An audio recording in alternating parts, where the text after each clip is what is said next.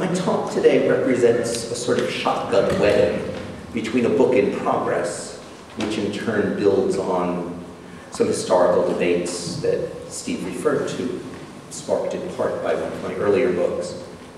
And then on the other hand, some articles about contemporary issues related to Chinese economic growth and to China's increasingly serious environmental problems, particularly water problems. This Go West initiative is one that carries huge ecological risks, often involving clearing land at high elevations where things don't grow back quickly, quick and dirty mining, diversion of water from the Himalayan snowmelt, and so on.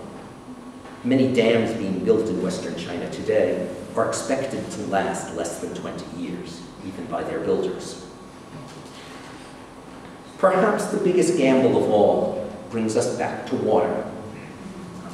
The North China irrigation miracle that I talked about before is unsustainable.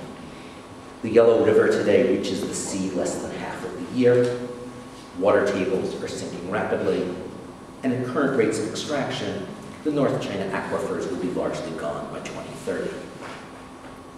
In response, the government is currently building an enormous three-pronged $65 billion project to divert 47 billion cubic meters of water a year from the south to the north. That's roughly 12 trillion gallons. Gallons, 4 liters, roughly. So 48 trillion liters a year, if that helps you think about what it is. And in some ways, you can view this as the most ambitious attempt yet to safeguard stability by having the rich south subsidize the poorer and drier north. Here are maps of the various routes.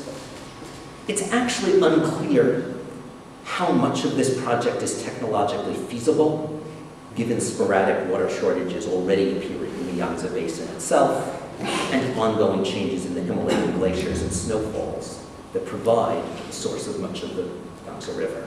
All the projects in the Go West initiative represent an effort to stitch the country more tightly together, both by increasing interdependence and by reducing income differences. But at least for now, it also exacerbates some differences. With the coastal economy increasingly semi-private, again, the darker the color, the higher the percentage of industry that's state-owned.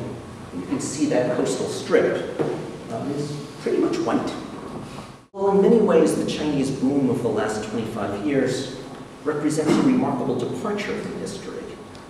In other ways, it shows significant continuities with patterns deeply rooted in Mingqing property rights, a preference for diversified rural development, and a pattern of interregional transfers.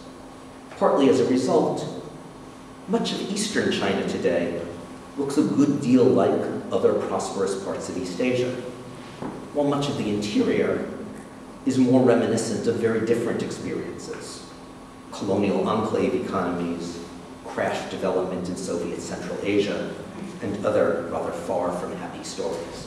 Thank you.